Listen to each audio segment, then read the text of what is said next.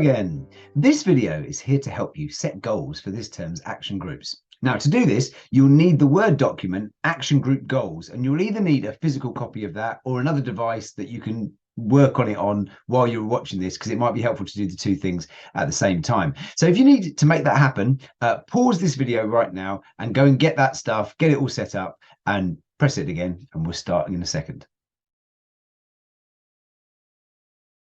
So how do we set good goals?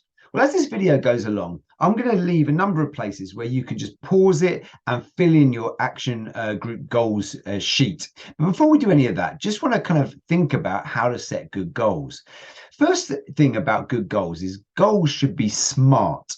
SMART is an acronym you may well have heard before. SMART is S, specific, M, measurable, A, aspiring, R, result focused, and T, time frame. I mean, I'll be honest, I've done SMART goals before and they were slightly different, the words, but it's roughly the same thing. Specific means the goals need to be particular. You need to be able to lock down on, this is exactly what my goal is. Measurable would mean that when you get to the end, you'll know whether you've completed the goal or you haven't. You can measure it.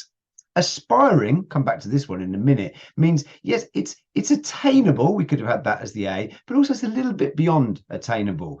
Like I said, we'll come back to that one in a second. Result focused, again, it's focusing on results, and you want to achieve those results too. And there's a time frame to it. And in the case of these action groups this term, we're going to be finishing about May time, I think it would be fair to say.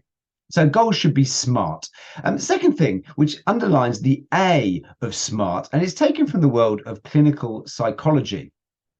Psychologists even, talk about change best happening in a ZPD, or zone of potential development.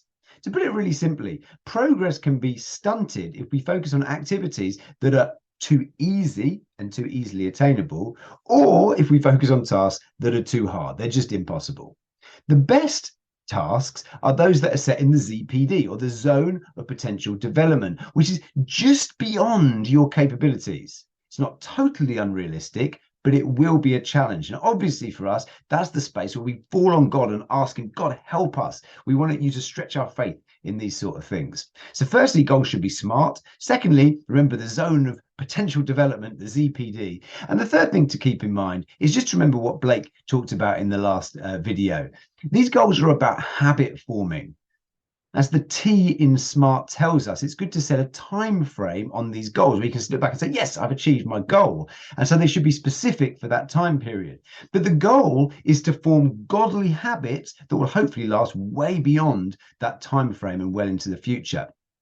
Therefore, as you think about goals, try to aim for goals that produce actions that don't just stand alone this term. So at the end, you can give yourself a pat on the back, go, yeah, I'm great, I did my goals. No, they're goals that will leave you with better habits than you had before. So with all that in mind then, let's think about those goals. Before we write anything down on our sheets, let's remember where we're heading in all this. We are going to be setting some spiritual goals. For those of you who've done action groups before, there's a couple of things that are going to be exactly the same. There's going to be 3 goals that we're going to set. And those goals are still based around Jesus' instruction to love God and to love your neighbor. So if you've done this before, it's kind of the same sort of stuff. But some things have changed.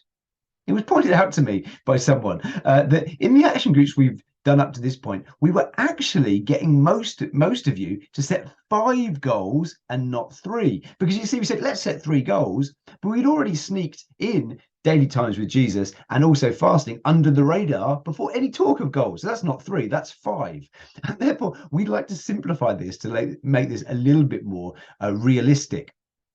If you are still battling to set daily times with Jesus and monthly fasting into your routine, make specific goals around these 2, and then just add 1 other goal, which would be about loving your neighbor, either in your household, in your church, or outside the church.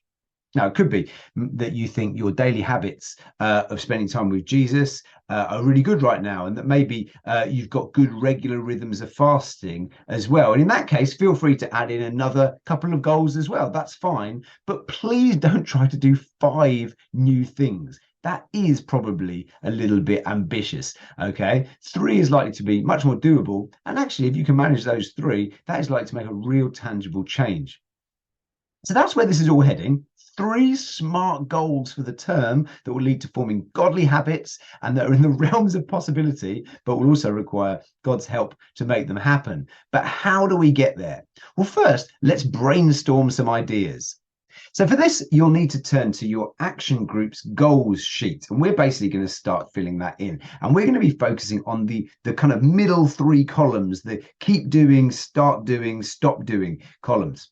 If you look at the rows, first, though, there are 5 areas in which we're going to be setting our goals, and they correspond to Jesus's command to love God and love our neighbor. We could love God. One row is spend time with Jesus. One is love God, build fasting into your relationship with God. And then the other 3 are love your neighbor in your household, love your neighbor in your church, love your neighbor outside your church. Okay.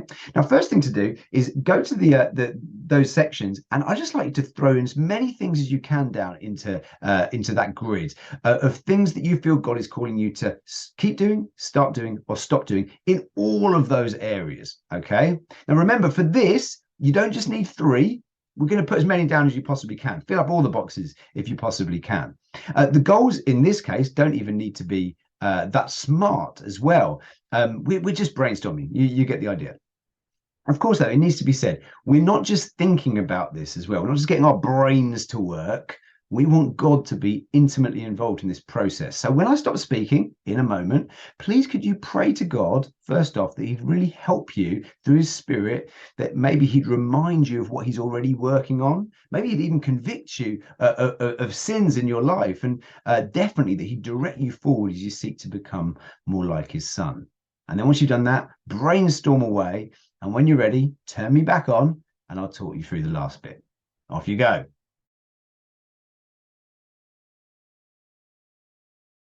So now you should have loads of different things on your sheet. So let's get them down to 3 goals now, shall we? Now, as you were going through brainstorming those different things that you felt God calling you to keep doing, start doing, or stop doing, you might have felt the Holy Spirit just put his finger on certain ones, like that's the one that's really important for you. Your relationship with God might work slightly differently to that. You might just survey that list and think, well, these seem like priorities at the moment. You know what? That's absolutely fine too. Maybe God speaks to you in that way. Now, I'm going to assume that the first 2 goals are going to revolve around spending time with Jesus and fasting, and I'm going to talk through the process as if that was the case. Now, as I said before, if you feel that your habits are good in those areas already and you want to add do it differently and put maybe 3 in your love your neighbor category, that's fine too, but I'll leave that up to you to add those in later. Okay, first up then, spending time with Jesus each day. Let me tell you a bad goal here. A bad goal here would be, you ready? Spend time with Jesus every day. That's not a bad goal because it's a bad idea. No, it's a bad goal because it's completely vague. Break it down. Think about what the issue is for you in this area. Is the issue for you here simply finding the time? Maybe that's the issue. Is it more to do with what you do in that time? Maybe it's you never get around to actually asking God for stuff. Maybe you'd like to worship God more. You want to build more thanksgiving into your life. Maybe it's about reading the Bible and how you go about reading the Bible. Now have a look at the help notes that I've got on that sheet and write a goal that you feel then God is calling you to in this area that is specific, that's measurable, and that's regular. Go for it. Right, let's go to the second one, fasting. Now, to be part of an action group means to commit to fast once a month. So this one seems pretty straightforward, doesn't it? But I want to spend a moment to think through what this could look like, because again, a specific goal is going to be helpful here. My advice when it comes to fasting is that for anyone when we come to fasting, we shouldn't think too much outside the box unnecessarily. When I'm talking fasting, I'm talking about fasting food. And there's a blog post on the church website that explains why I think this. Okay, and the link to that will be sent out with this video. Now, I recognize, though, that when we talk about fasting food, that can still be tricky, especially if you've never fasted before.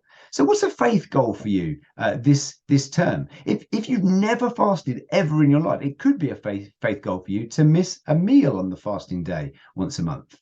Maybe to miss 2 meals on that day. Maybe you've already got into fasting quite a bit and you already fast once a month or something like that, and you think, actually, I think God's calling me to push that up a bit. Maybe I'll try fasting twice a month. So it might be that as well. Now, with what I've just said, is still intact about food. I do need to say this though. I do understand that this area of fasting food is tricky for many of us. And sometimes that's because of physical illness that makes fasting food really difficult. For others, it's because of food's relationship with our mental health. And listen, if this is causing you to worry, even now while you're hearing this, there are other fasts that can be helpful. Fasting social media, for example, TV, computer games, phone fasts. Listen, if you medically cannot miss a day of food, or actually even if this part of the action is beginning to overshadow everything else and causing you to worry, listen, it's fine for you to try one of those in your fasting instead. Okay, over to you. So thirdly, and finally, let's think about a goal involved in loving our neighbor. Jesus made it very clear in the Sermon on the Mount that prayer and fasting were not meant to be activities that we do simply to make us feel good about our spiritual status. No, they're supposed to make an actual difference in our lives. Jesus said the Father rewards what he sees done in secret in these areas. And part of that reward surely is enabling us to pour out God's love to others around us. So, how is God calling you to love your neighbor this term? Have a look through what you've jotted down already. And again, of course, have a look at the help notes that I've put on the sheet. And remember, make these goals as smart as possible. What do you want to do? Or how often do you want to do it? On those help notes, I've put regular. Well, don't just leave it as regular. Is it going to be each week or is it going to be every day? I mean, what's it going to be? And make sure, of course, this is the kind of goal that when it gets to the end of this term, or even as you're going along, you'll know whether you're achieving this goal or not. So for the final time, go for it. Great work, everyone. Hopefully that's helped you to set your goals. And in your next action group meeting with the rest of your gang, share these goals with your group. And I really pray that God blesses you as you push through with putting this stuff into practice this term. See you all soon. Bye.